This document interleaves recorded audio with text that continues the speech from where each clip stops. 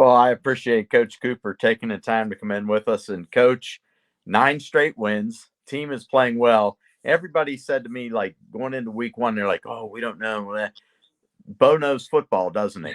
Yes, he does. Yes, he does. He's a great kid, man. Great. What is it that has stood out about your team going into this season and as you watched them grow as it progressed through weeks 1 through 10? I think that they just have really embraced our culture over the last couple of years. They've kind of taken the bull by the horns in that sense. And, we have a really small senior class. We only have 4 seniors on our team. But those 4 guys have done a great job excelling at each of their roles. Bo's done a great job offensively leading us. And then Nick Love does a really good job defensively. And just like there's no selfishness amongst those guys. There's no selfishness amongst our skill guys. And, they really respond to coaching. So just a great group of kids to be around. They're fun. They're passionate about football, and they kind of demand excellence from themselves and their teammates. So it's been a really enjoyable year so far. So it's the 13th time you guys have made the postseason. But, boy, when you look at things going in, you go to take on a Woodridge team. It's their 11th playoff appearance, 4th in a row. What do you know about them? What stands out about them? Well, we were fortunate enough to, I mean, we have them on our schedule for the next couple of years, and we've played them the last couple of years. So we played them week 2. So we're pretty familiar with each other. They've got a great group of skill guys, and they've got a really good quarterback. As far, Coach, I think it's his first year over there. He's doing a really good job with those guys. They play in a tough conference with Streetsboro and Norton. They played a tough out-of-league conference. They played CVCA and us, and they're really talented, really athletic. They have great team speed. So it's definitely going to be a challenge for us, especially when you played them earlier in the year and you're so familiar with them. They know what we want to do. We know what they want to do. So we really have to execute at a high level to have success against those guys. This is where I think coaching comes up big, because a lot of players could walk in that locker room as soon as they knew the pairing and going, we got this. We already got them week 1. You've got to rein them back in and say, this is a whole new season.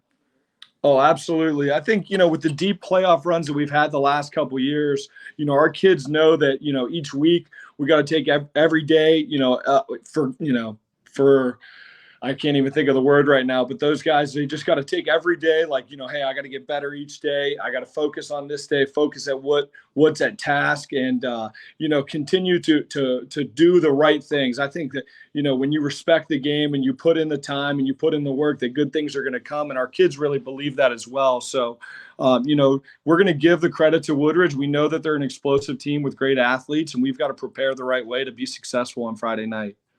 How tough do you think it is for coaches to prepare against your team? Because Bo can pass, but the receivers, I mean, pick your poison there. You got a trio of receivers that are dynamite, but then you have Boston Mullinex in the backfield. Like, it's got to be hard. I got to think that all these kids are coming to you in practice. Coach, can I get one more ball game? How do you pass that rock around to keep them all happy? I think it goes back to our quarterback. He does a great job of distributing the ball. We have so many explosive athletes, like you said. We've got the 3 receivers. We've got a big tight end. He's 6'7", 220 pounds as a sophomore.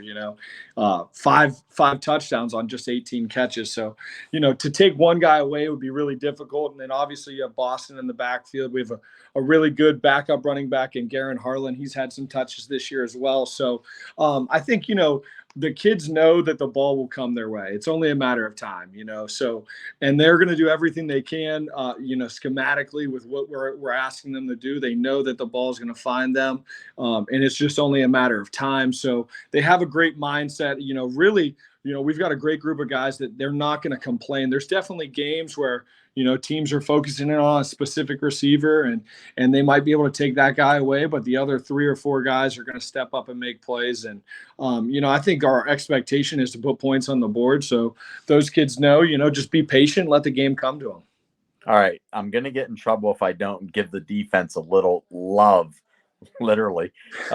Nick Love and Harlan, your 2 leading tacklers. These kids come to play. Mm-hmm.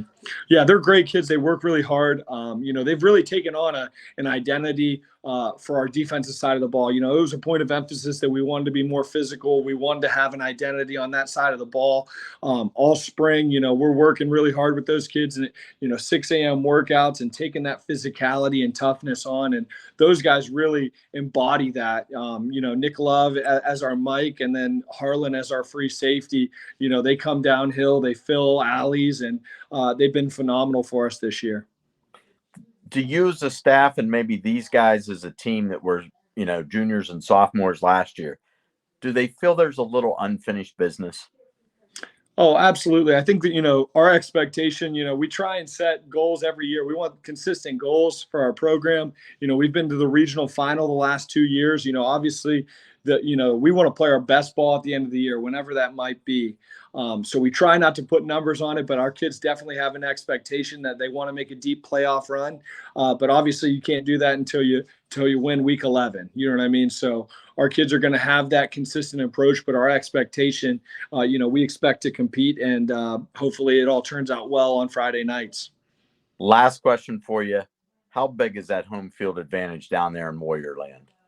Hey, we have a great crowd every week. It's been really tough to play us there. I think the grass is actually a big benefit for us. I think it can sometimes neutralize speed, and our kids are so used to playing on it that, it gives us an advantage with everything that we do schematically. But awesome crowds usually every week. I think we've only lost – Canfield was our last home loss last year in the opener.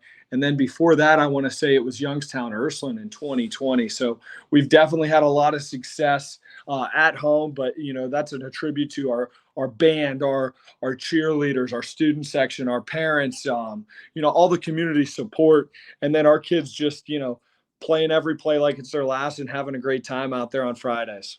Hey, Coach, love it. Thanks for taking the time to stop in with us tonight. Looking forward to a postseason run out of the Warriors. Absolutely, thank you. Go Warriors.